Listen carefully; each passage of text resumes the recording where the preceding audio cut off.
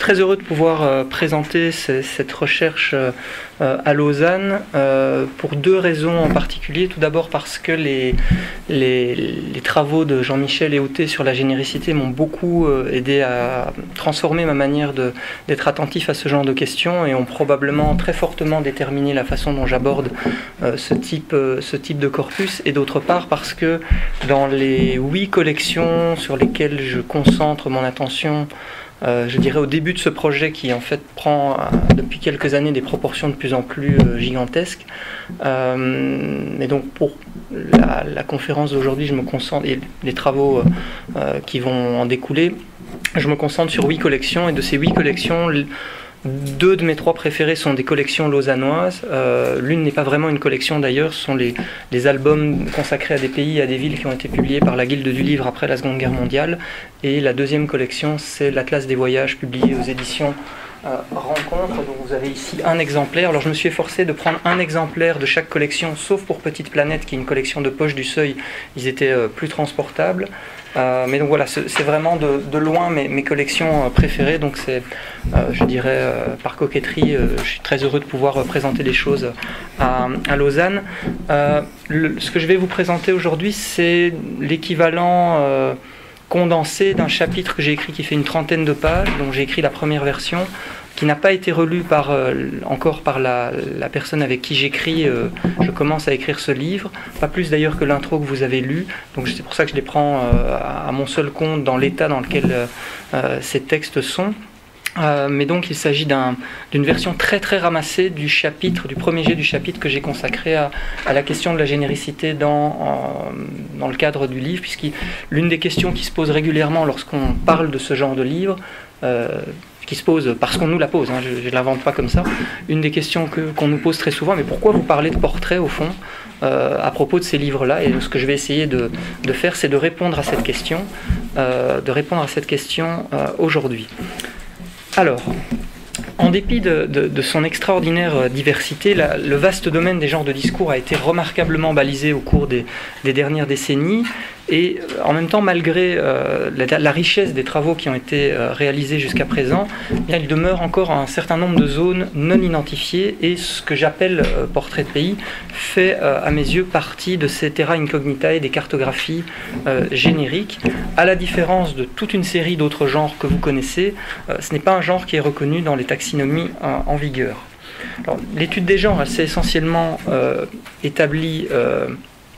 Elle a souvent correspondu à des terminologies établies. Elle s'est surtout fondée sur l'examen de genres déjà identifiés dans les pratiques, parce qu'ils sont notamment désignés de façon plus ou moins fixe.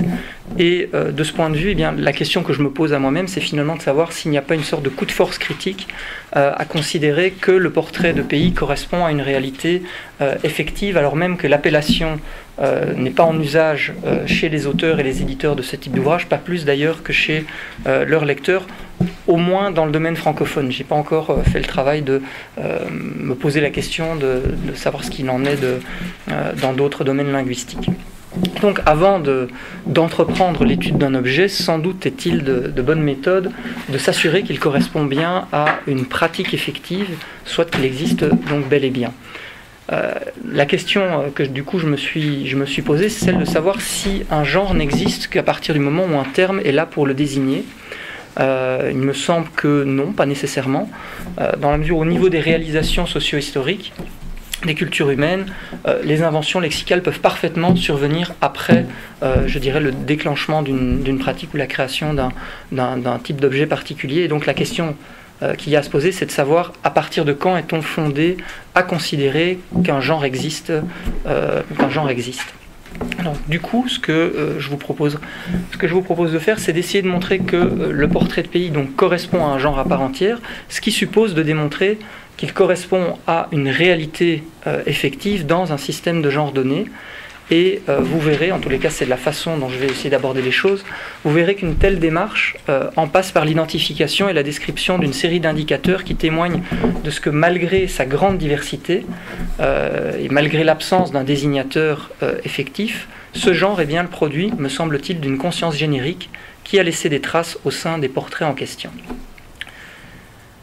Alors, les collections qui ont marqué l'édition francophone des 30 Glorieuses apparaissent comme la face la plus visible, en vertu de l'effet d'ensemble que crée la collection, d'un type de production iconotextuelle qui n'a donc pas reçu d'appellation contrôlée et stabilisée en termes génériques.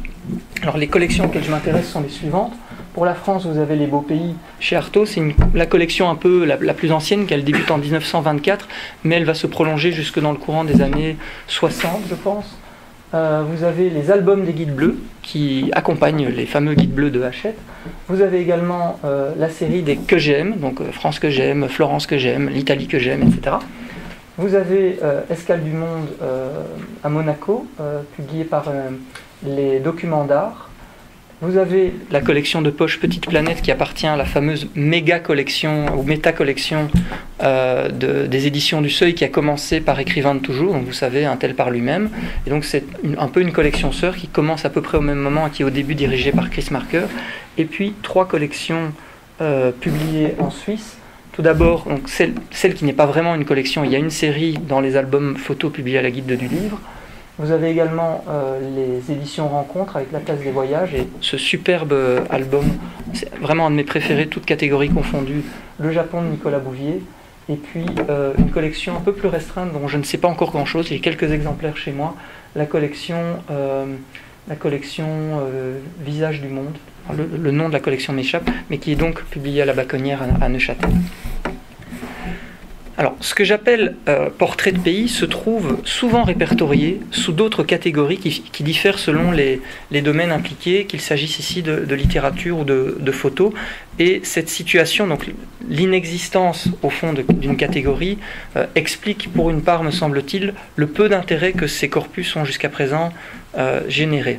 Alors du côté de l'histoire de la photographie et de l'histoire du livre parallèlement, les principales catégories en vigueur se focalisent en réalité sur la dimension médiatique, avec la notion d'album, de livre de photos ou de photobook en anglais, qui, je dirais, ont leur propre logique, mais qui ne disent fondamentalement rien quant à la généricité discursive de ces ouvrages.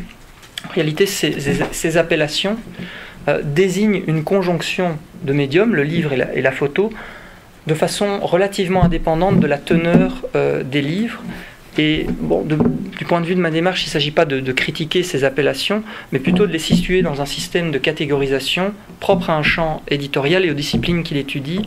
Ce sont des appellations qui fondamentalement correspondent à des usages éditoriaux, puisque les éditeurs, je pense en particulier à la Guilde du Livre, rassemblent dans un même format des ouvrages qui fondamentalement en termes de contenu n'ont pratiquement rien à voir. Vous avez à la Guilde du Livre des portraits de pays, des portraits de villes qui voisinent avec des ouvrages pour enfants avec des photos.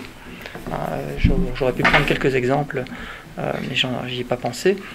Alors, il existe bien évidemment des genres en photographie, portraits, paysages, etc., qui sont héritiers de la tradition picturale, mais lorsqu'on s'intéresse à l'histoire de la photo, on constate que la question générique ne constitue pas un paramètre de questionnement aussi central et aussi fondamental en histoire donc de la photo que ce n'est le cas pour les études littéraires ou l'analyse du discours.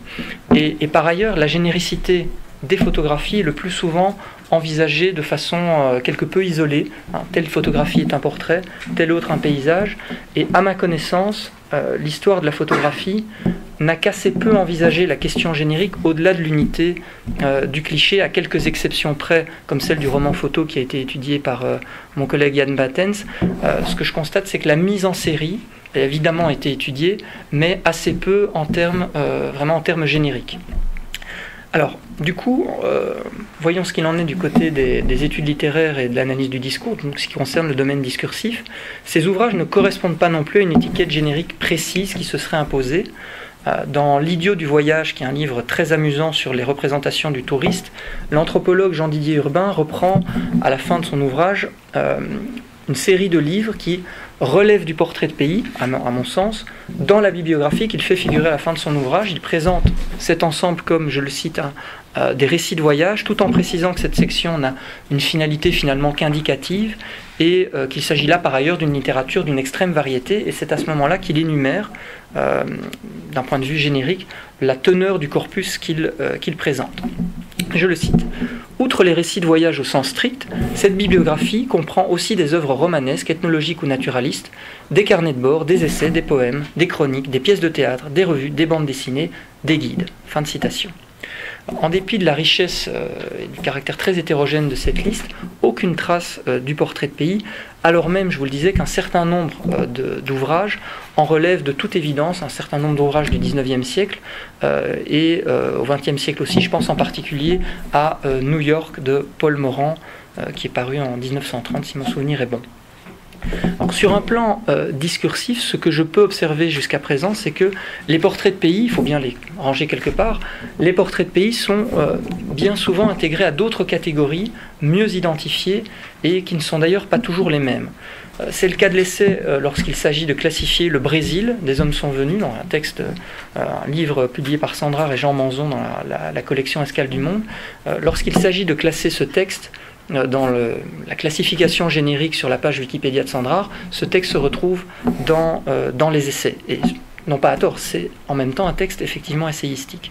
Alors, sur le site des amis de Max-Paul Fouché, qui est une sorte de spécialiste du genre, entre autres choses, puisqu'il est aussi homme de médias, c'est sous une rubrique plus lâche, Voyages et archéologie, que ces ouvrages sont classés, et je dirais que ça se passe systématiquement comme ça. Il y a toujours une autre catégorie, soit l'essai, soit le récit de voyage, soit le plus vaste, un domaine un peu plus vaste et plus flou de la littérature de voyage. C'est toujours sous ce type de rubrique que les portraits de pays sont rangés, éventuellement les récits de voyage aussi. Et il y a en réalité un seul auteur dont j'ai pu constater que la catégorie était utilisée pour lui, c'est Paul Morand, qui a publié toute une série de portraits de villes, Londres, Bucarest, New York et encore d'autres ultérieurement. Il y a une catégorie portrait de ville qui existe sur sa page Wikipédia et elle est manifestement aussi utilisée dans les études qui lui sont consacrées, mais pour l'instant c'est le seul auteur pour lequel j'ai trouvé ce type d'appellation. Et donc, si je devais résumer les choses, je dirais que deux tendances coexistent dans l'appréhension de ce type d'ouvrage, celle de l'histoire de la photographie du livre qui est concentrée sur le médium et qui donc en quelque sorte fait l'impasse sur la question générique, et celle qui relève plutôt des domaines discursifs et qui appréhende ces livres en fonction de genres déjà établis, l'essai, le récit de voyage et aussi le guide. Alors j'ai pas trouvé de traces effectives de personnes qui, je dirais, de traces écrites où des personnes qualifient ces ouvrages de guide de voyage, mais assez régulièrement, un peu moins depuis quelques mois, depuis que j'en parle de façon un peu plus assurée, puisque j'ai effectivement travaillé dessus. Mais au départ, lorsque je présentais ces ouvrages en disant je vais travailler dessus, on me disait mais où est la littérature là-dedans? Ce sont des guides de voyage. Et ce qu'ils ne sont pas. Ça, je pense pouvoir vous le montrer assez facilement. Donc voilà, c'est toute une série d'autres catégories qui sont utilisées pour les désigner. Et dans un cas comme dans l'autre, dans le cas donc de l'histoire du livre et de la photo dans le cadre des approches plutôt discursives, la spécificité générique des ouvrages s'en trouve systématiquement gommée, comme si, au fond, le portrait de pays passait sous le radar et se situait dans un angle mort des classifications génériques usuelles. Alors, ces observations que je formule devant vous, elles ne visent pas, je le répète, à redresser un tort, mais plutôt à comprendre cet état de fait et à essayer sur cette base d'envisager l'analyse, la description de la singularité d'un genre, dont plusieurs indicateurs, et c'est ce que je vais essayer de vous montrer maintenant, dont plusieurs indicateurs me paraissent orienter le travail des auteurs et des éditeurs qui s'y livrent. Alors, la généricité, vous le savez tous certainement, est une affaire de compétence. Elle configure un horizon d'attente qui suppose une reconnaissance de ceux, lecteurs comme auteurs, qui font usage des textes et des images réalisées et rassemblées. Et ce principe de fonctionnement de la généricité suppose qu'elle soit reconnaissable, c'est-à-dire que les auteurs et éventuellement les éditeurs élaborent les œuvres en fonction des compétences du lecteur, fussent-elles supposées. Alors, ces livres, les portraits de pays, manifestent une tendance assez nette à esquiver le terme de portrait, et dans le même temps, un certain nombre d'indicateurs esquissent en filigrane de façon, je dirais, très mesurée et très prudente, la silhouette de ce modèle générique du portrait, ce qui me semble montrer, c'est la démarche que je vais essayer d'adopter maintenant, ce que je vais essayer de vous montrer, c'est que cette ce louvoiement montre qu'il y a bien une conscience générique, même si elle est très mesurée. Et elle prend forme en première instance à travers toute une série d'indications disséminées dans ses œuvres, au sein des titres d'abord, également au sein des textes eux-mêmes, à travers des commentaires métadiscursifs, et je n'aurai pas le temps de le montrer suffisamment aujourd'hui, également à travers l'usage de l'iconographie. Vous verrez que j'en parlerai finalement assez peu, j'aborderai quelques exemples. Je vais me concentrer, et je pense que mon exposé durera déjà suffisamment longtemps, mais je vais vraiment me concentrer sur la dimension discursive, en espérant pouvoir, je vais le faire, intégrer la dimension proprement iconographique ultérieurement sur la base de ce que j'aurais déjà esquissé aujourd'hui. Alors la question des titres. L'un des marqueurs génériques les plus prégnants réside dans l'usage d'une désignation générique au niveau du titre ou du sous-titre. Et en l'occurrence, les titres rématiques, pour reprendre la catégorie proposée par Genette, donc des titres qui qualifient le texte dont il est question, ici sur le plan générique, sont en fait, à propos des portraits de pays, particulièrement rares. Certains reprennent ce type d'appellation à leur compte, l'appellation de portrait. J'en prends deux exemples. Le Portrait de la France, publié par André Mauroy, Portrait de la France et des Français, chez Hachette en 1955, mais c'est un ouvrage hors collection. Et d'autre part, Ghana, An African Portrait, par Paul Strand, qui est lui aussi un spécialiste du genre, mais plutôt du côté de la photo. Donc je prends un exemple littéraire, un exemple plutôt photographique. Mais ce type de cas de figure est manifestement assez peu fréquent. Et de façon notable, aucun des livres reproduits, des livres publiés dans les collections qui m'intéressent, n'adopte ce parti pris. Alors cet état de fait, donc l'absence de l'appellation de portrait, s'explique de façon, à mon avis, assez simple. J'ai au moins deux explications possibles, il y en a peut-être d'autres. D'une part, on peut raisonnablement penser qu'à partir du moment où que si le terme est assez peu utilisé dans ce contexte, c'est tout simplement parce que l'appellation de portrait est plutôt, déterminée par une prévalence du caractère anthropocentré. Le portrait est plutôt, en première instance, considéré comme un genre destiné à représenter les figures humaines, et seulement en deuxième instance d'autres types d'entités, animées ou non, des animaux, ou éventuellement des lieux comme dans le cas qui nous occupe aujourd'hui. D'autre part, et de façon peut-être beaucoup plus concrète et pragmatique, il faut bien s'imaginer que l'effet de collection serait en quelque sorte un petit peu court-circuité si tous les ouvrages des collections s'appelaient portrait de ceci, portrait de cela, portrait du Brésil, portrait de la Belgique, portrait de l'Allemagne, portrait de la Suisse, tout simplement parce que l'une des fonctions du titre, surtout lorsqu'il y a effet de collection, est bien entendu de discriminer les différents ouvrages de la collection. Et donc si vous ne pouvez pas identifier directement le nom du pays à propos duquel vous voulez lire un ouvrage, parce que vous êtes en quelque sorte, je dirais, empêché d'aller à l'essentiel de l'information par l'appellation de portrait, il y a un problème qui se pose, outre celui du relatif manque d'élégance de la série dans ces titres. Alors l'efflorescence de ces collections d'albums consacrés au pays et aux villes, je ne reviens pas sur ce que j'expliquais dans le texte d'introduction et sur le débat quant à savoir si on peut aborder ensemble les portraits de villes et les portraits de pays, tout simplement parce que moi je me base sur la pratique éditoriale qui consiste à les mettre ensemble, à mettre ensemble dans les mêmes collections des portraits de villes et des portraits de pays. Et donc lorsque je parle de portraits de pays, considérez que les villes en font partie, s'il vous plaît. Et donc cette efflorescence de collection au cours des années 50 et 60 correspond au développement d'une niche éditoriale qui est identifiable par un ensemble de traits, le type de format à l'exception de Petites Planètes et peut-être dans une moindre mesure des albums des Guides Bleus, la place centrale des photographies, le recours presque systématique à des écrivains de plus ou moins, d'un renom plus ou moins conséquent, et enfin la question du genre que le principe même de la collection contribue à configurer.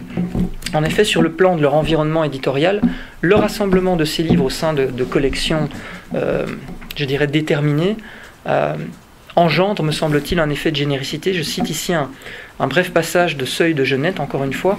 L'indication générique, écrit-il, peut être redoublée ou suppléée par un moyen proprement éditorial, qui est la publication de l'ouvrage dans une collection génériquement spécialisée. Ça me semble être le cas ici pour les portraits de pays.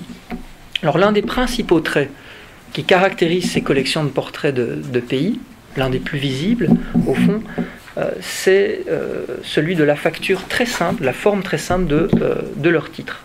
Les titres les plus élémentaires se bornent à mentionner le nom du pays ou de la ville, éventuellement de la région, qu'ils présentent. La plupart des collections s'en tiennent à ce modèle qui est très simple et qui relève au fond de la généricité éditoriale. Un peu plus spécifiant, certains ouvrages flanquent le nom du territoire présenté d'une épithète ou d'une tournure caractérisante. C'est le cas de Tsertsevens, qui est un autre spécialiste du genre avec Max-Paul Fouché, avec Mexique, pays à 3 étages, publié chez Artaud. Et c'est le cas également de la Guilde du Livre, qui adopte la formule de façon quasi systématique, par exemple avec Paris des rêves d'Isis, qui est un des grands succès de la Guilde du Livre, où, je prends un seul exemple, mais je pourrais vous en sortir 10, Baya de tous les poètes, publié quelques années plus tard aussi à la Guilde du Livre.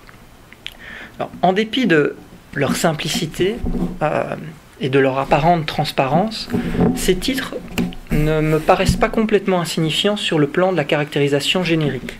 Alors, ils désignent évidemment de façon concise et précise, de façon économique, l'entité territoriale qu'il s'agit de portraiturer, mais la forme étroitement thématique de ces titres est aussi, me semble-t-il, caractéristique du genre du portrait.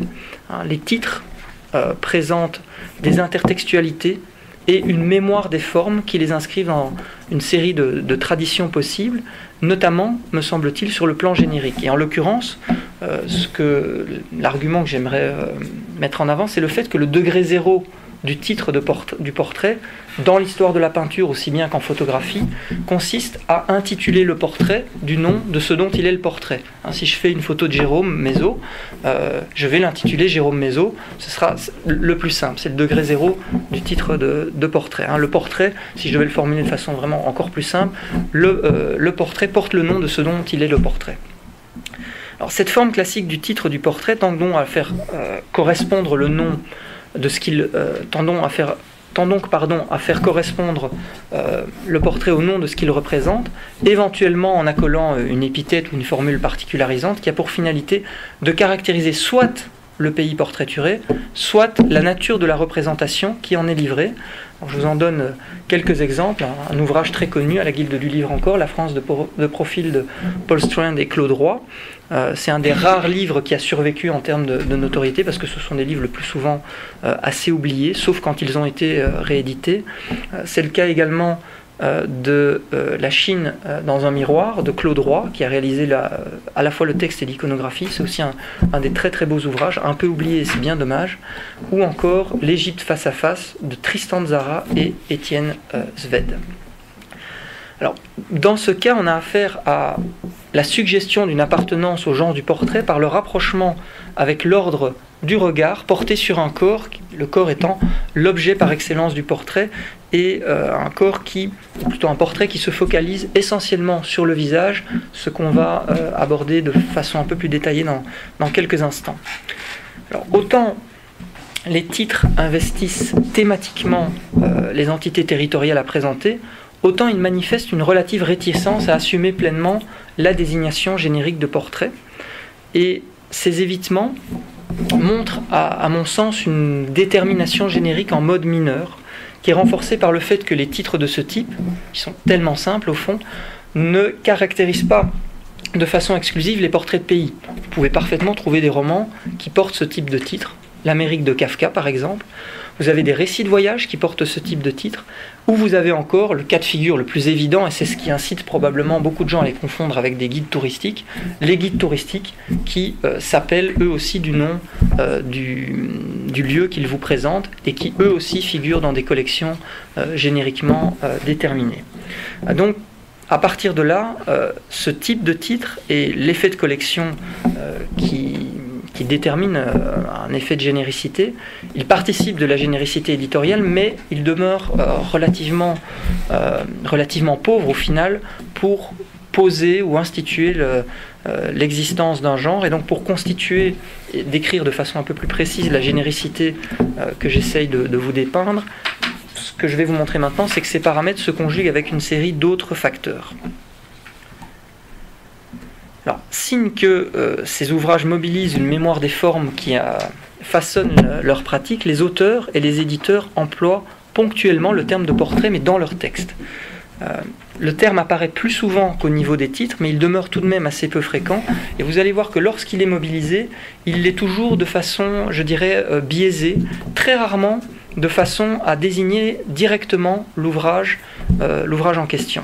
Alors, dans un texte intéressant parce qu'il porte sur l'ensemble du projet éditorial d'une collection, donc dans un texte à l'occasion duquel il dépeint le projet de la collection Escale du Monde, André Siegfried écrit, afin de faire percevoir la difficulté de l'entreprise dans laquelle se lance cette nouvelle série, il écrit que la personnalité d'un paysage est aussi difficile à saisir que la ressemblance profonde dans un portrait. Fin de citation. Alors une telle affirmation se borne à établir une analogie entre la démarche du portrait, la saisie d'une ressemblance profonde, et celle qui serait adoptée au sein de ces albums, la saisie cette fois d'une personnalité. Donc ça semble relativement évident, mais à aucun moment dans ce texte, Siegfried ne désigne explicitement les ouvrages de cette collection, comme des portraits. Et fondamentalement, le principe reste le même dans l'ouvrage consacré au Brésil par Blaise Cendrars, un ouvrage qu'il signe avec le photographe Jean Manzon, dans la même collection. La différence avec le texte de Siegfried, c'est que l'opération générique à laquelle se livre Cendrars et que je vais vous décrire maintenant, elle participe cette fois non pas de la généricité éditoriale, mais de la généricité octoriale. Et elle en passe par la dédicace. Dans ce livre, Cendrars débute son texte, dédie l'ouvrage à son ami Paulo Prado, qui est un richissime homme d'affaires brésilien qui lui avait permis de se rendre au Brésil dans les années 20 et qui avait lui aussi commis, dans les années 20, un ouvrage consacré à son pays. Alors, je vous lis un extrait de la dédicace. À la mémoire de mon ami Paulo Prado, l'auteur de ce livre singulier, Retrato do Brasil, soit portrait du Brésil.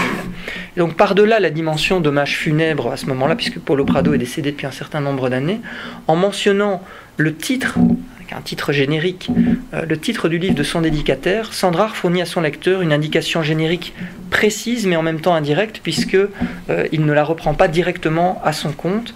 Dans ce cas de figure-ci, la dédicace contribue à configurer la réception du texte à travers la caractérisation de l'identité au fond du dédicataire. Je cite encore Genette dans Seuil. Le dédicataire est toujours, écrit Genette, de quelque manière responsable de l'œuvre qui lui est dédiée et à laquelle il apporte, volens nolens, un peu de son soutien et donc de sa participation. Et donc, en dédiant son livre à son meilleur ami, et surtout en le présentant comme l'auteur d'un portrait du Brésil, eh bien, Cendrars façonne à l'entame de l'ouvrage la généricité de son propre texte en le plaçant sous le signe du genre du portrait, même si c'est de façon relativement suggestive. Alors, c'est également du bout de la plume que Jean Giono, dans le volume des albums des Guides Bleus consacré à la Provence, c'est du bout de la plume qu'il assimile lui aussi son texte au genre du portrait. Alors, il se livre d'abord à une présentation générale des villes de Provence, et puis il propose une brève réflexion que je vais vous lire sur la représentativité de cette localité abstraite dont il vient d'évoquer plusieurs aspects, et vous allez voir que dans le même temps, on a l'impression que cette considération peut s'étendre à l'ensemble de l'ouvrage. À peu de choses près, écrit-il, ce portrait type peut être le portrait de toutes les petites villes de Haute-Provence. Les variations de l'une à l'autre sont infimes, tiennent à des choses comme l'emplacement, l'orientation, l'altitude, jamais à l'esprit des gens. Fin de citation. Alors, une logique métonymique semble prévaloir dans ces considérations. Et Giono la met en œuvre à propos d'une partie du territoire qu'il présente, les localités, mais on peut à bon droit se demander si elle ne se reporte pas aussi plus globalement sur la généricité du livre qu'il préface. Vous avez affaire à un livre présentant un pays, la Provence, qui comprend un portrait robot d'un lieu susceptible de valoir pour l'ensemble des lieux du même type sur le même territoire. Portrait robot d'une ville qui vaut pour toutes les villes. Et ça suggère, me semble-t-il, que cette logique peut être appréhendée, peut se reporter dans sa globalité sur l'ouvrage lui-même, qu'on pourrait considérer, c'est une observation que je fais souvent dans la façon dont ces ouvrages sont construits, l'idée que le portrait est constitué au fond d'une sorte d'agglomération de petits portraits, notamment dans la division des ouvrages. Vous avez des ouvrages consacrés, je pense en particulier un ouvrage consacré à l'Espagne qui en passe par toutes les grandes villes, portrait de toutes les grandes villes. Au fond, c'est un patchwork de portraits de ville qui finalement fait le portrait de l'Espagne. Donc le portrait de pays serait très souvent une sorte de métaportrait incluant toute une série de portraits d'autres entités constitutives du territoire à présenter. Alors, l'une des manières d'utiliser le terme de portrait sans pour autant la poser directement au texte lui-même consiste à n'y avoir recours que pour désigner une des parties de l'ouvrage. Ainsi, dans la préface que Franz Hellens donne pour Belgique, pays de plusieurs mondes, à la guilde du livre encore une fois, l'écrivain qualifie de portrait hâtif un développement qu'il vient de livrer à propos du peuple belge. Alors il ne s'agit donc pour lui de désigner qu'une seule partie de ce texte relativement bref. Ici vous avez l'exemplaire, il est là près-douté, donc vous pouvez le manipuler. Il y en a un seul pour lequel je vais vous demander d'être un peu prudent, c'est le Portugal des voiles de Max-Paul Fouché, qui est un peu plus fragile que les autres. Les couvertures sont cartonnées, vous pouvez y aller un peu plus franchement. Et celui-là, soyez délicat, s'il vous plaît. Donc il ne s'agit que d'une petite partie de ce texte bref, que dans la même phrase, l'écrivain paraît désigner dans son entièreté comme un essai. Je vous lis l'extrait. Enfin, pour terminer ce portrait hâtif, cette esquisse d'une physionomie morale, arrêtons-nous à un trait particulier du moral belge qui n'est pas sans se ressentir de ce que nous avons indiqué au début de cet essai, donc sous-entendu l'ensemble de son texte. Quelques éléments plus loin, après avoir indiqué l'influence de la peinture et de la littérature sur la personnalité du peuple belge, il ajoute « Il ne faudrait pas exagérer tout cela, un portrait ressemblant est nécessairement poussé en ses parties les plus saisissantes. » Et donc, le portrait, au fond, dans ce texte de Hellens, se trouve restreint à l'une des entités constituant la Belgique, à savoir sa population, et dans un second temps, il en vient à parler de la dimension géographique du pays, et là, il parle de panorama. Bon, je m'arrête là, je ne rentre pas dans le détail de la construction de ce texte.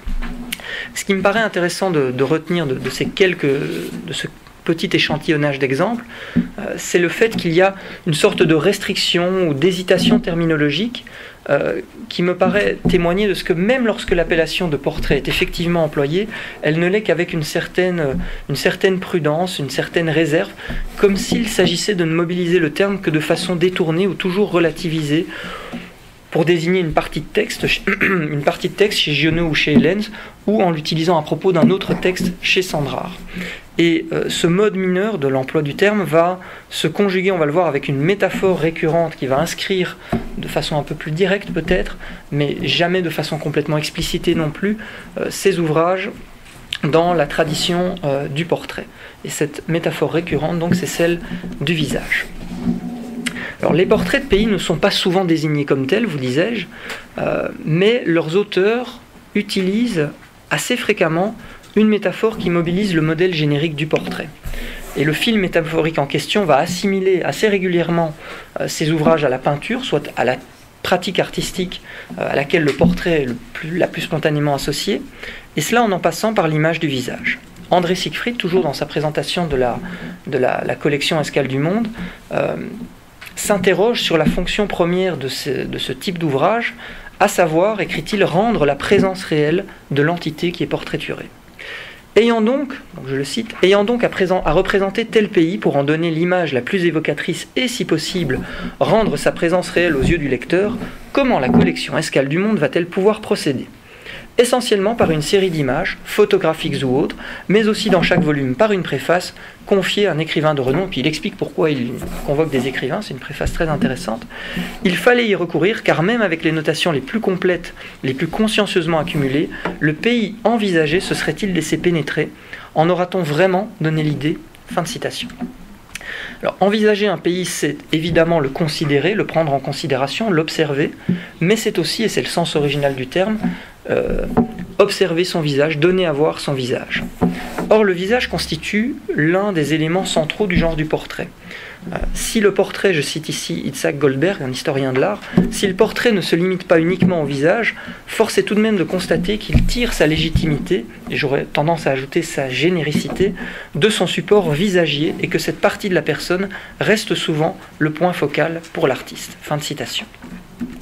Alors, sur cette base, rien d'étonnant me semble-t-il à ce que ces livres accordent une attention particulière au visage des lieux, ainsi que l'écrivent Roger Bodard et Carole Jonker. Alors, ce bouquin-là est relativement intéressant parce qu'il le signe à deux.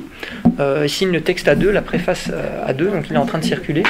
Et donc vous avez un poète francophone, Bodard, un poète flamand, Jonker, et les parties que chacun écrit ne sont pas dissociées. Il y a une petite note qui explique qu'ils ont voulu fusionner leurs textes sans identifier qui avait écrit quoi, pour proposer en quelque sorte un portrait homogénéisé d'un pays dont vous savez qu'il est, je dirais, animé par ces querelles linguistiques de façon plus ou moins récurrente. Alors je cite un extrait de leur texte. « Il existe, écrivent-ils, des pays parfaits qui semblent avoir existé depuis toujours. Ils devaient être ce qu'ils sont. Montagnes, océans, fleuves en prévoyaient les bornes, en annonçaient le visage avant qu'aucun peuple les occupât. » Évoquer les pays donc en termes de visage consiste à les représenter sous une forme synthétique qui vient en condenser en quelque sorte l'identité. À en croire Paul Le Chat, alors j'ai pas la citation sur le PowerPoint, mais vous la trouverez si vous cherchez bien dans le volume de Petite Planète consacré à l'Italie. Pour Paul Le Chat, l'Italie est certes le produit de civilisations très anciennes qui ont précédé l'Empire romain, mais pourtant à ses yeux, je le cite, c'est Rome qui a fixé d'une manière définitive les grandes lignes du visage que l'Italie présente au monde. Fin de citation. La métaphore du visage introduit à nouveau une logique métonymique de la partie pour le tout, d'une partie essentielle en ce qu'elle concentrerait l'être même de l'entité portraiturée en dépit de la diversité et des contradictions d'un pays. Alors ça, c'est un début, sont des livres à la fois très amusants et parfois très agaçants parce qu'ils sont bourrés de stéréotypes. Et donc vous avez notamment les entames de ces ouvrages où on vous dit, pour à peu près 30 pays différents, alors ce qui fait la spécificité de ce pays-là, et on vous le dit pour le Mexique, pour la Russie, pour l'Italie, pour la France, pour la Suisse, pour la Belgique, ce qui fait la spécificité de ce pays-là, c'est son unité dans la diversité. Et au bout de la 10e fois, vous devenez complètement cinglé, mais c'est intéressant de voir, parce qu'il y a le stéréotype, mais il y a aussi la difficulté de proposer un portrait homogène de réalités qui sont en fait nécessairement hétérogènes, avec parfois des complexités politiques assez explosives. Je n'ai pas d'exemple relatif au portrait d'Israël, mais les portraits de l'État israélien pendant cette période-là, croyez-moi, ça vaut le détour, c'est assez spectaculaire. Et donc pourquoi je vous parle de ça? Oui, pour vous dire que le visage, au fond, sert en quelque sorte de point de capiton pour homogénéiser la représentation qui est proposée. Ça permet d'homogénéiser une série de traits présentés en même temps comme disparates, voire contradictoires dans certains cas. Par exemple, dans le texte qu'il signe dans un volume de grand format de photographies de Willy Ronis consacré à Paris, Marcel Brillon, qui est lui aussi, on le retrouve dans toutes les collections pratiquement, Marcel Brillon fait l'hypothèse que chacun, je le cite, des divers jardins de Paris reflète une des nombreuses facettes de son visage. Et il estime en outre que Paris ressemble à ces visages humains dont les physiognomistes disent que les deux moitiés ne sont pas pareilles. Il arrive même parfois, affirme-t-il, qu'elles se contredisent et se combattent parce qu'en elles s'incarnent deux aspects antagonistes du même caractère. Fin de citation.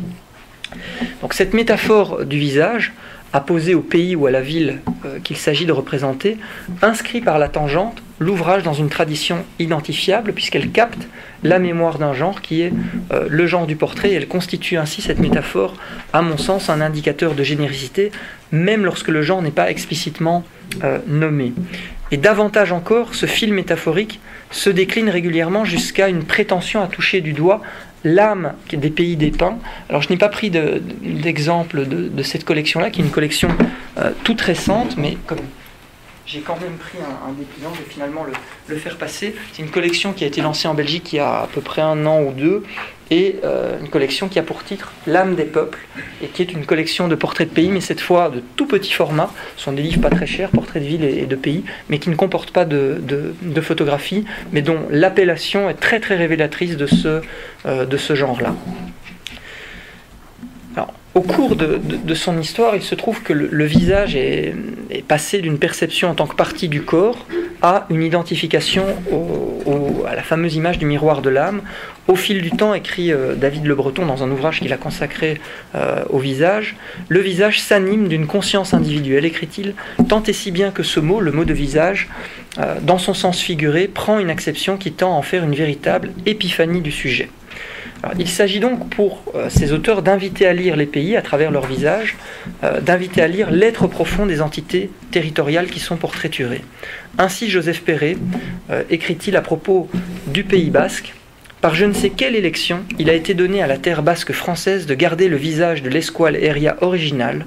Elle ignore en effet les fumées, les architectures et la lèpre de l'usinage, et d'autre part, elle ne porte aucun témoin d'un passé qui ne concernerait ni son âme, ni son destin. » Fin de citation. Selon une conception largement partagée, le visage donc apparaît comme le meilleur truchement de l'identité des êtres, que le portrait se donne pour finalité ici de figurer. Il permet en effet de toucher à l'âme des pays représentés jusqu'à pouvoir y lire ici rien moins que leur destin, un noyau d'identité potentiellement intangible et fondamental qui caractérise la tradition portraiturale, si l'on en croit l'approche de Jean-Luc Nancy, qui parle de la peinture, mais au fond, je pense que ça peut tout à fait s'appliquer au corpus que je vous présente. Je cite Jean-Luc Nancy: « Le portrait ne conquiert sa dignité artistique qu'à la condition d'être, dans les termes de la tradition, portrait de l'âme ou de l'intériorité. » Alors, Saint-Mivel, c'est un pseudonyme, qui est l'auteur de plusieurs ouvrages de ce type chez Artaud, avance dans un commentaire du parcours qu'il propose au sein de son livre consacré à la Grèce: « Ainsi, peu à peu, se dévoile le véritable visage de la Grèce. C'est un visage tourmenté à la ressemblance de sa terre, de son histoire. » Et il tire parti quelques pages plus loin de cette notation, quelques lignes plus loin même, de cette notation pour commenter l'une des photographies, qui est une photographie qu'il a prise lui-même, l'une de ces photographies qui figure à la fin du livre, puisqu'il renvoie à la planche 105 que vous voyez ici, donc c'est celle de droite. « Un visage mouvant, écrit-il, ce regard pénétrant de la Grèce braqué sur nous du fond des temps, le regard du philosophe. » Alors, en l'occurrence, un portrait photographique en gros plan, portrait d'une statue, portrait d'une entité humaine, ce portrait est convoqué et donc donne à voir un visage humain qui vaudrait pour celui de la Grèce elle-même.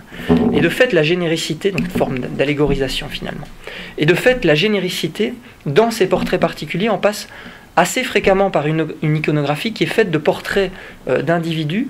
J'ai saisi une série de... J'ai trouvé ça déjà fait sur Internet, mais une série de couvertures de la collection Petite Planète qui, tout au long de son histoire, va présenter des portraits de jeunes femmes pour servir de couverture à ses ouvrages. Donc, c'est une façon, me semble-t-il, de donner le ton sur le plan, je dirais, iconogénérique de la collection et donc d'instaurer une forme de généricité à l'entame de la lecture des livres. Alors, montrer qu'une conscience générique se traduit dans la conjonction d'un ensemble d'indicateurs lexicaux, paratextuels et métatextuels, au travers d'un réseau métaphorique également, suffit peut-être à montrer qu'il y a une forme de conscience générique, même si elle est latente, et ça explique pourquoi il n'y a pas d'appellation fixée en quelque sorte. C'est une appellation c'est une généricité qui se dessine en filigrane, mais cette démarche ne suffit pas en revanche pour caractériser concrètement le genre en question. Alors, si ces ouvrages se présentent par la bande comme des portraits de pays, il faut encore préciser la physionomie du genre, et c'est ce que je me propose de faire dans la deuxième partie de l'exposé, préciser la physionomie du genre, en particulier en comparant ce genre avec d'autres genres, précisément ceux dont les portraits de pays sont le plus spontanément rapprochés. Alors, dès lors qu'un genre ne se définit que de façon relative dans un système de genre, on ne peut le penser qu'à travers une série de différences et de ressemblances par rapport à d'autres genres d'une époque donnée. Alors, je me permets de citer Jean-Michel et Houtet. L'identification d'un genre n'est pas un raisonnement abstrait fondé sur un repérage d'ensemble de propriétés définies. Il s'agit plutôt de regroupements par aire de famille. Les genres sont des catégories définissables par des tendances ou des gradients de typicalité, par des faisceaux de régularité, des phénomènes de dominante. Alors, cette logique des aires de famille, elle m'a invité à envisager l'approche des portraits de pays sur la base donc d'une réflexion comparative avec les genres dont ces ouvrages, je vous le disais, sont le plus spontanément rapprochés, donc particulièrement ceux qui se définissent par la représentation de lieux, pas nécessairement d'ailleurs lointains, parce qu'au fond, dans plusieurs des collections françaises, je dirais que le corpus se divise de façon assez simple. Il y a les pays et les villes étrangères, essentiellement touristique pour la plupart des collections les plus commerciales, et d'autre part vous avez la France, ses villes et ses régions. C'est vraiment la bipartition. Donc il y a une représentation aussi du chez-soi assez fréquente. Et donc je vais maintenant me livrer une comparaison entre, d'une part, portrait de pays et récit de voyage, et d'autre part, portrait de pays et guide touristique. Et cette comparaison qui va lister toute une série de paramètres qui ne se situent pas d'ailleurs sur le même plan nécessairement, va me permettre d'esquisser de façon un peu plus concrète la physionomie de ce genre. Alors, portrait de pays et récit de voyage tout d'abord. Évidemment, portrait de pays et récit de voyage présente un certain nombre d'affinités assez évidentes, outre la focalisation sur la représentation de lieux, faite de topiques récurrentes, notamment la critique du tourisme. Bien, tout comme le récit de voyage, le portrait de pays se présente en première instance comme un genre factuel. On peut évidemment envisager des récits de voyage fictifs, de même que des portraits de pays fictifs, pourquoi pas. J'en ai pas encore trouvé, mais c'est certain que ça existe quelque part. Mais par ailleurs, il y a aussi un autre paramètre assez intéressant, c'est le fait que les commanditaires de ce type d'ouvrages, qui sont des ouvrages de commande, toi tu en connais un de portrait de pays fictif. Tu sais,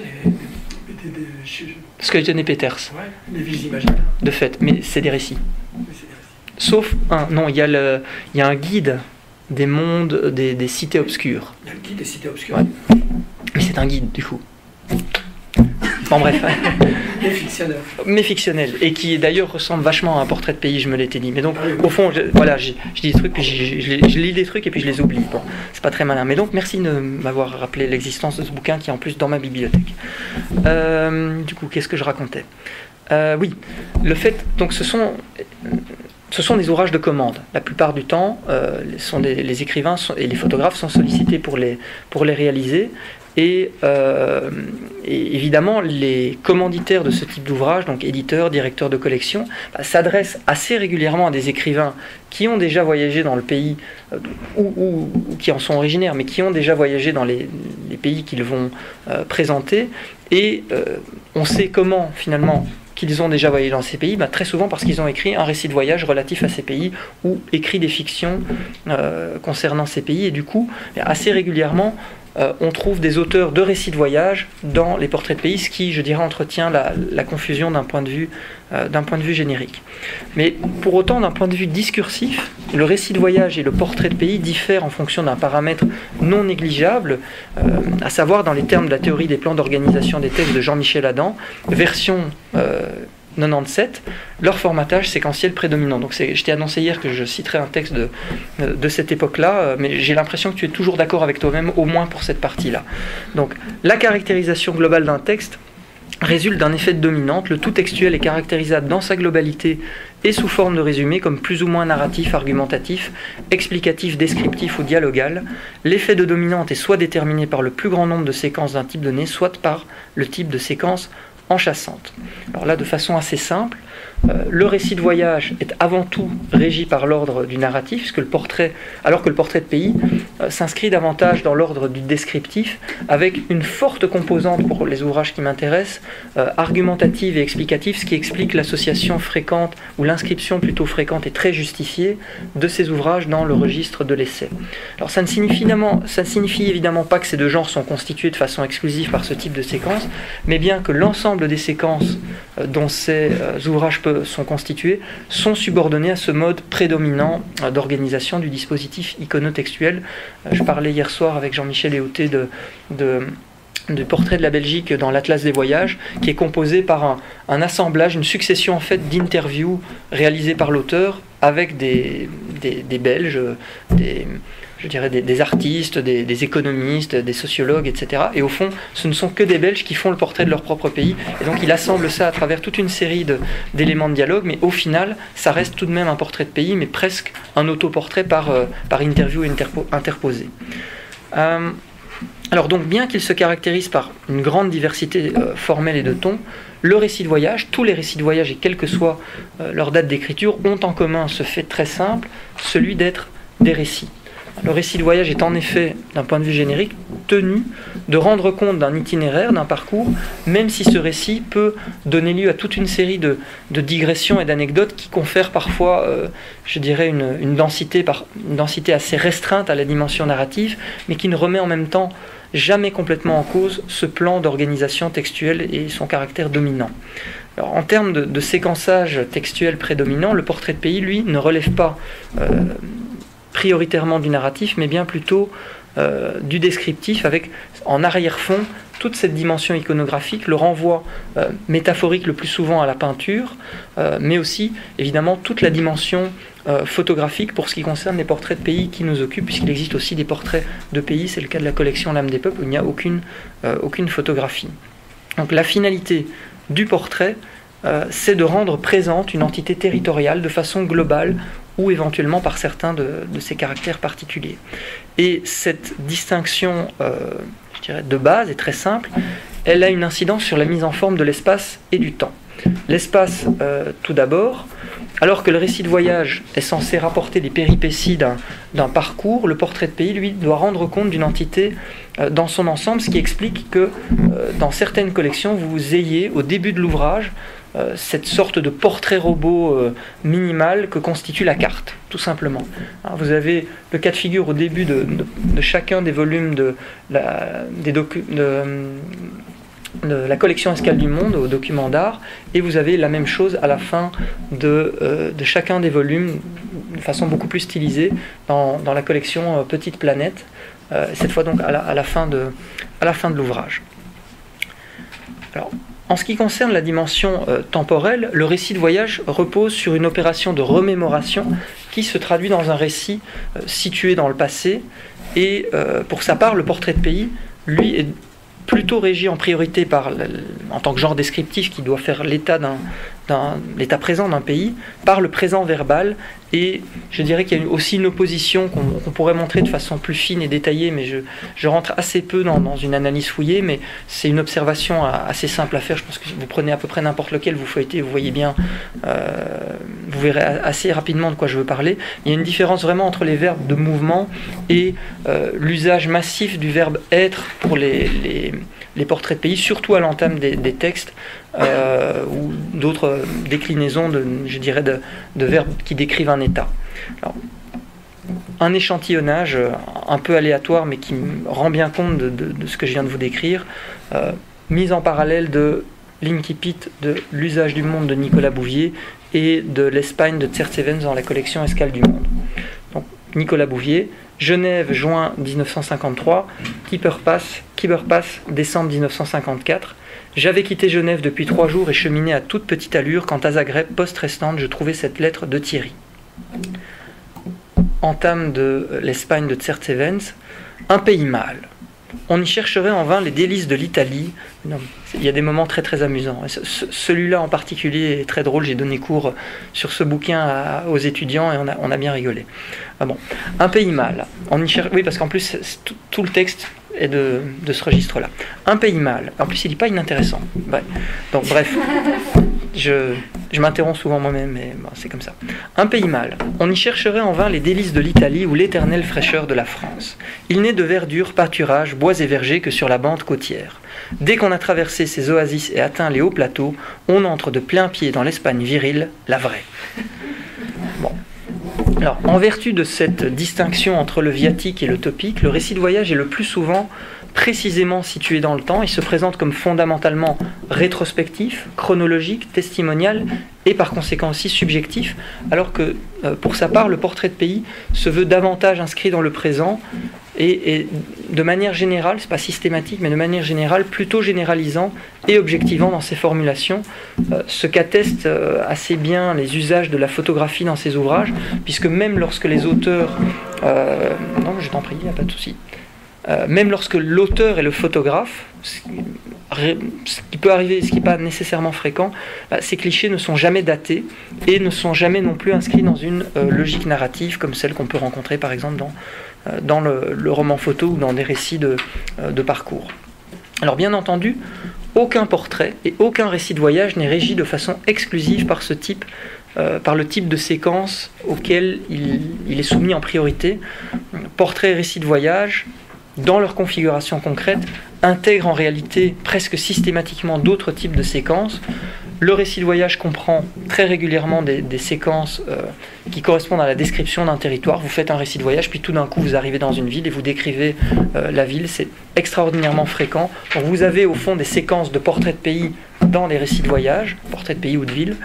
Et dans le même ordre d'idées, pour ce qui concerne le portrait de pays, il comprend aussi très régulièrement des séquences narratives, plus ou moins nombreuses et étendues.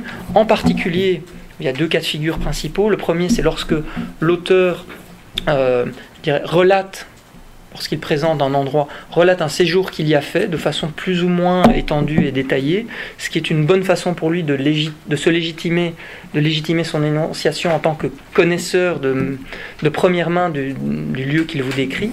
Donc ça, c'est le premier cas de figure. Et le deuxième cas de figure, il faut aussi savoir que ce sont des ouvrages qui ont une vocation, en quelque sorte, pédagogique et documentaire, et que très souvent, ils sont amenés à rendre compte de l'histoire d'un pays. C'est plus particulièrement le cas dans les deux collections, je dirais, dont la vocation proprement documentaire est la plus travaillée, la plus détaillée, c'est la collection Petite Planète et l'Atlas des voyages, où là vous avez très régulièrement soit une dissémination de passages relatifs à l'histoire du pays, soit, c'est le plus souvent le cas, c'est le plus facile à analyser, l'histoire du pays qui est décrite dans le cadre d'un chapitre. C'est le cas pour la Tchécoslovaquie dans l'Atlas des voyages, où le premier chapitre correspond, selon le mot de l'auteur, à une schématisation de l'histoire d'une nation, ou, je prends un autre exemple, l'Égypte dans la collection Les Beaux Pays chez Artaud, dont le premier chapitre se présente, c'est le titre, comme une brève histoire de l'Égypte, en 15 pages, des premiers pharaons à Nasser. Donc vous voyez, ça peut être très très ramassé en termes d'historiographie, mais donc là, les choses sont complètement narrativisées.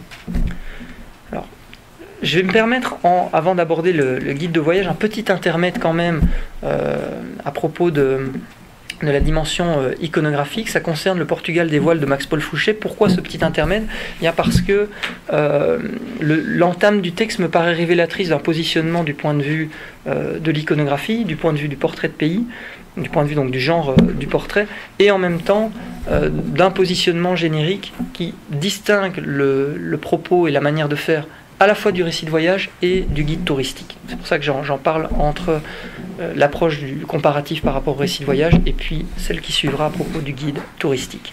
Alors, l'entame à laquelle se livre Max-Paul Fouché dans Portugal des voiles, dont il a aussi réalisé l'intégralité des photographies, cette entame me paraît donc particulièrement parlante. Fouché débute par une description d'un polyptyque, la vénération de Saint Vincent, polyptyque du milieu du XVIe siècle, attribué à Nuno Gonçalves, et il en fait figurer une reproduction dans la double page qui ouvre le texte, et de ce tableau, il fait l'idéogramme, je le cite, du peuple portugais, avant, dès la double page suivante, de mettre en regard deux détails du tableau avec des portraits de Portugais contemporains. Alors, il s'agit là d'une entrée en matière qui tranche fort avec les modalités à la fois du récit de voyage. Alors, mais ce truc-là, iconographiquement, tu le trouves partout en fait. Il n'arrête pas de faire ça de façon... Enfin, on a l'impression que le musée imaginaire de Malraux les a tous marqués. Et le plus spectaculaire à ce niveau-là, c'est l'Égypte face à face de Tristan Tzara et Etienne Sved. En fait, chaque double page correspond à ce procédé-là. Vous avez des bas-reliefs, des statues qui sont prises d'une certaine façon. On voit bien que la photo est hyper travaillée au niveau du jeu des ombres. Et puis vous avez des personnes qui, de toute évidence, la plupart du temps ont posé, et où vous avez l'impression qu'en fait c'est l'incarnation hors la pierre dans l'Égypte contemporaine, mais une Égypte contemporaine qui est loin de l'industrialisation de l'Égypte réelle de l'époque.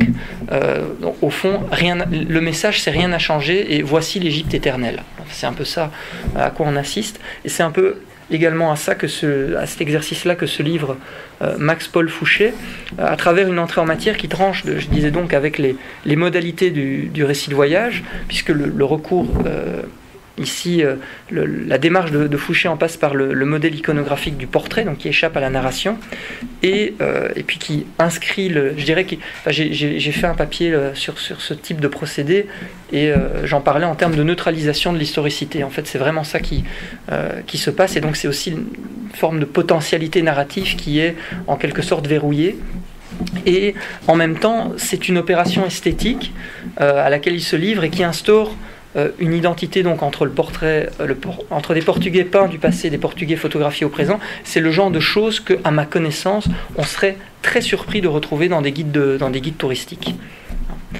Et justement, venons-en aux guides touristiques. Alors, les portraits de pays publiés dans les collections spécialisées des 30 Glorieuses s'inscrivent dans une économie éditoriale qui est étroitement développée, qui est étroitement liée au développement de l'industrie touristique, et plusieurs points de rencontre entre le guide et ce genre contribuent à expliquer que les deux genres soient assez fréquemment confondus, assez fréquemment rapprochés, notamment en vertu de paramètres qui distinguent précisément les portraits de pays des récits de voyage. D'une part, alors que le récit de voyage relate un parcours, le portrait de pays et le guide de voyage ont en commun de présenter un pays, je dirais, de façon relativement globale. Et d'autre part, le récit de voyage est le plus souvent relativement libre dans sa forme. Il est le produit d'un auteur singulier, donc c'est une forme relativement souple, alors que les portraits de pays étudiés ici, qui appartiennent à des collections, ont en commun avec les guides touristiques l'appartenance précisément à des collections spécialisées, des collections relativement formatées aussi. Notamment en ce qui concerne les modalités de la coexistence entre texte et image. Alors ces rapprochements sont en même temps un peu superficiels, puisque les finalités des portraits de pays et des guides touristiques sont sensiblement différentes, ce qui se traduit en termes à la fois de format et de traitement de l'image. Pour ce qui concerne le traitement de l'image, vous voyez bien que la place dévolue aux photographies dans ces albums est beaucoup moins illustrative, beaucoup plus centrale que ce qu'on peut trouver dans les guides touristiques. Ici, on a affaire à des ouvrages où la photographie vaut pour elle-même comme objet esthétique. Ça dépend un petit peu en termes de valence de chacune des collections, mais pour la guilde du livre, par exemple, ce sont vraiment des ouvrages qui sont présentés comme des livres de photos. Je dirais que la seule véritable exception, c'est la collection Petite Planète, en raison de son format de poche. Et si vous avez eu l'occasion de les feuilleter, j'ai pris expressément des volumes qui ont été publiés au début, donc sous la direction de Chris Marker. Vous voyez que la maquette éditoriale est tout de même assez aventureuse, et à vrai dire beaucoup plus aventureuse que les ouvrages de grand format. Alors de manière générale, le guide revêt une finalité pratique que n'a pas le portrait de pays.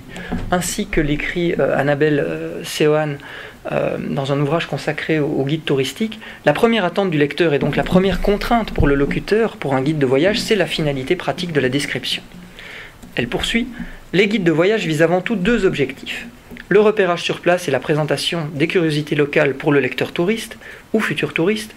Ils ont aussi une fonction préparatoire au voyage, aussi bien qu'un intérêt sur place. Mine d'informations factuelles, ils servent à déterminer l'itinéraire, les visites projetées et à budgétiser le voyage.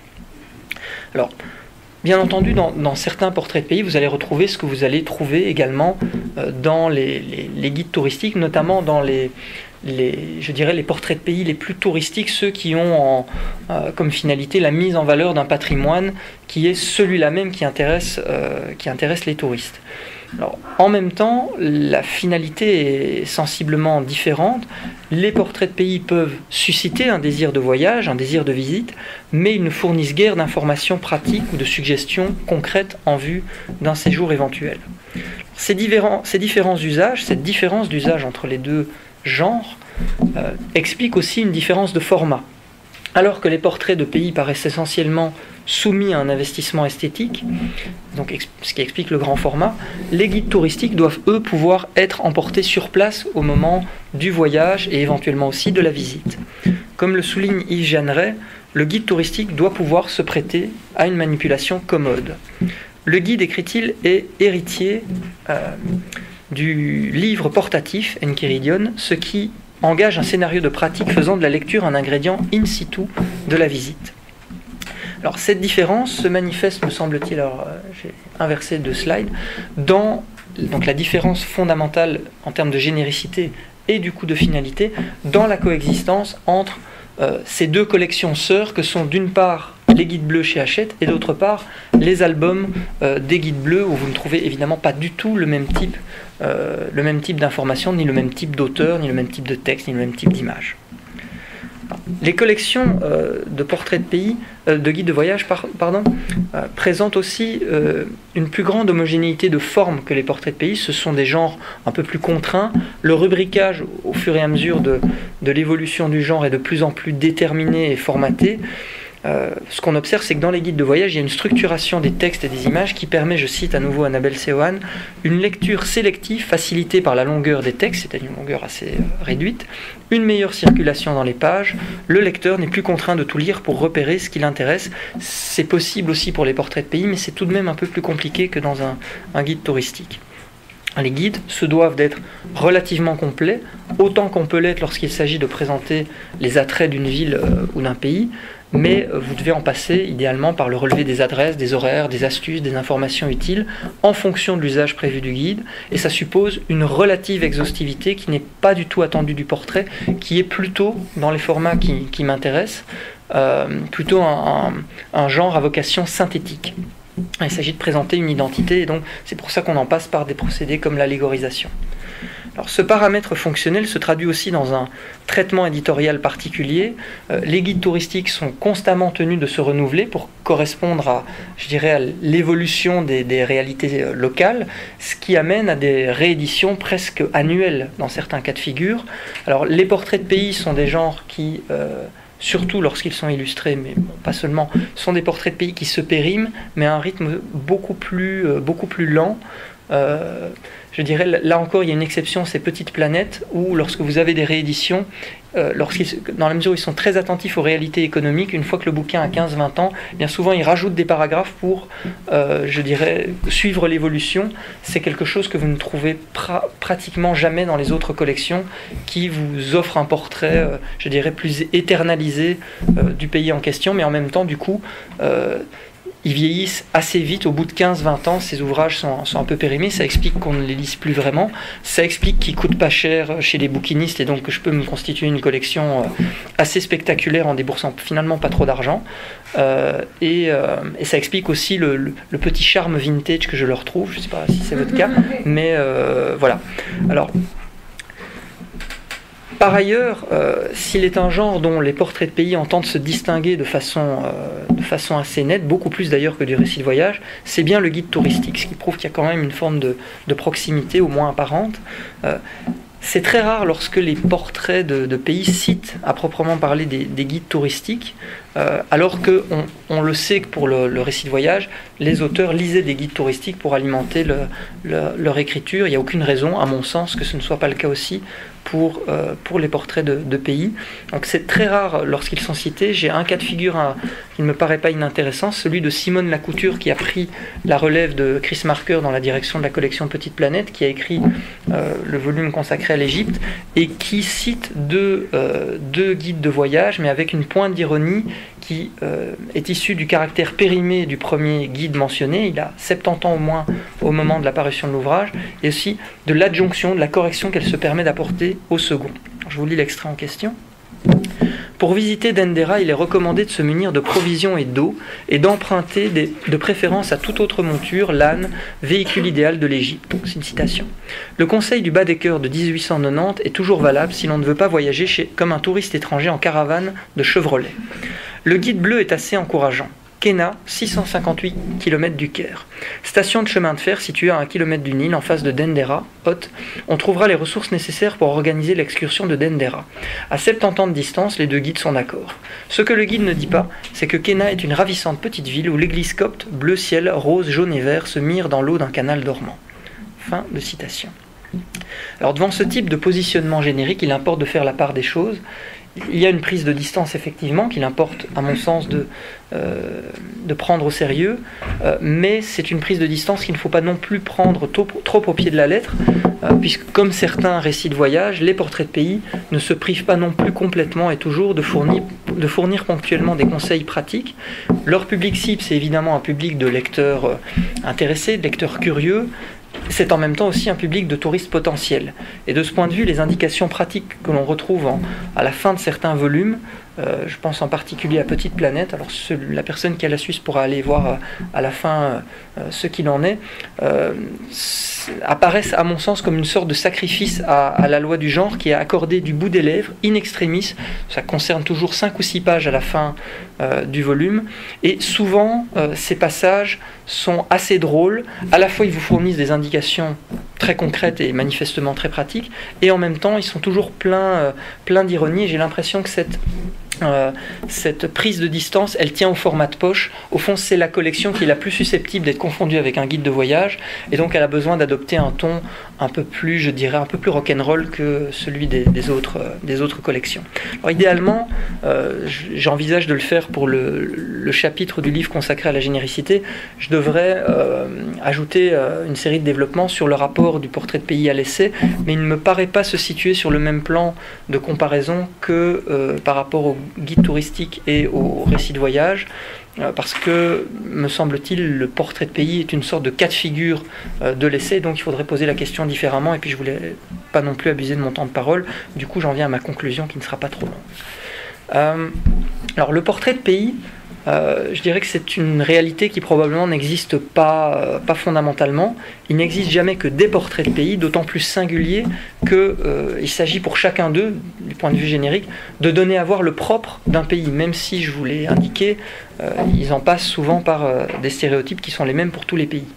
Donc la participation à ce genre repose sur la combinaison d'un ensemble de variables potentielles, l'inscription éventuelle dans des collections spécialisées, le métadiscours générique, implicite ou explicite, métaphorique ou littéral, qui figure dans le paratexte ou au sein même des textes et de leur articulation à l'iconographie, et enfin la question de la dominante iconodiscursive de ces ouvrages, qui relève principalement de l'ordre du descriptif, du coup ce ne sont pas des récits de voyage, et du domaine de l'esthétique, ce qui les distingue quand même fortement des guides touristiques. Alors du coup, quel est l'apport du point de vue consistant à voir dans ces ouvrages des portraits de pays ?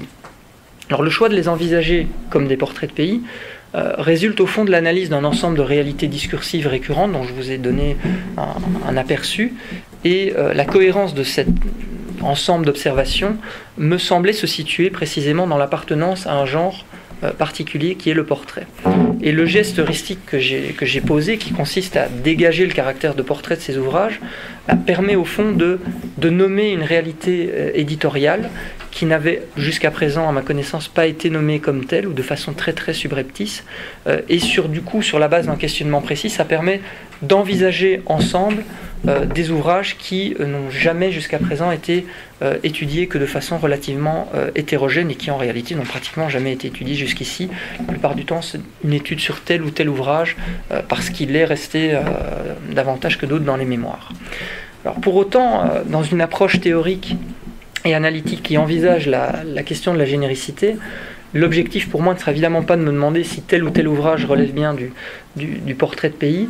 Il s'agissait plutôt pour moi, à travers la démarche que j'ai adoptée jusqu'ici, d'identifier plutôt un ensemble de variables et leurs relations, un ensemble de variables à prendre en considération pour des éventuelles études de cas. Je me permets de citer encore une fois Jean-Michel Éhouté. Un texte relevant généralement de plusieurs genres, il ne s'agit pas de le classer dans une catégorie, son appartenance, mais d'observer les potentialités génériques qui le traversent, sa participation à un ou plusieurs genres. Donc la finalité, c'est pas tant de définir un genre, voilà pourquoi je me suis gardé de toute définition, je ne sais pas si je le ferai jusqu'à la fin, mais l'idée c'est plutôt de caractériser le genre en fonction d'une série de points de convergence et de divergence avec d'autres genres, afin au fond de savoir sur quels paramètres faire porter le questionnement au moment d'analyse plus concrète. Alors, le portrait de pays donc, me semble combler un espace dans la littérature de voyage, et à partir de là, il s'agit de s'interroger sur le positionnement générique de chacun des ouvrages. Comment se positionne-t-il par rapport au récit de voyage? Comment se positionne-t-il par rapport au guide, par rapport à l'essai, par rapport à d'éventuels autres genres? Et selon quel type, d'un point de vue plus formel, selon quel type de séquençage textuel et iconographique?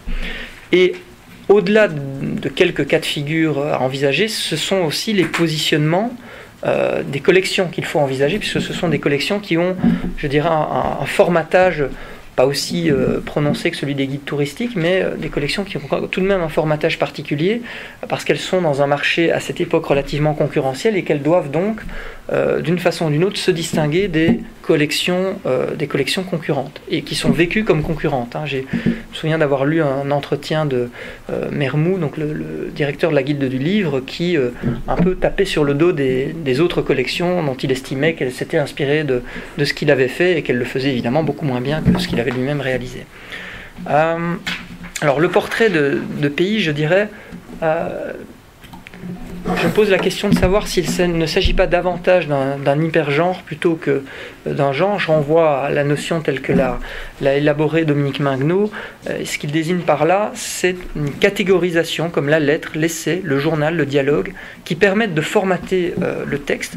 Ce n'est pas comme le genre de discours un dispositif de communication historiquement défini, mais un mode d'organisation textuelle aux contraintes pauvres, qu'on retrouve à des époques et dans des lieux divers, et à l'intérieur duquel peuvent se développer des mises en scène de paroles très variées. Alors, à mon sens, bon, là je le formule plutôt à titre d'hypothèse à ce stade-ci, je me demande dans quelle mesure ça ne tient pas à la nature générique du portrait, qui est lui-même relativement peu codifié, du moins dans sa forme discursive. Et je conclurai, si vous le voulez bien, par une citation de Claude Roy, un très bel ouvrage intitulé Le bon usage du monde, qui est en fait le seul ouvrage de la collection de l'Atlas des voyages, donc aux éditions Rencontres, à ne pas porter sur un pays, mais à se présenter comme une réflexion très belle d'ailleurs sur le voyage. Et ce qu'il dit des instruments du voyage, et à mon sens les portraits de pays sont des instruments de voyage, ce qu'il dit au sujet des instruments de voyage me paraît s'appliquer remarquablement au portrait de pays, dans la mesure où, je dirais, d'un point de vue générique, le portrait doit rendre la présence réelle de ce dont il est le portrait, et donc je dirais que l'idéal du portrait de pays, c'est d'être le pays lui-même. Donc, je cite Claude Roy, « Les instruments du voyage sont déjà le voyage lui-même, les trains ne nous font pas seulement voir du pays, ils sont déjà le pays lui-même. » Et je m'arrêterai là pour aujourd'hui. Merci beaucoup, j'étais un peu long.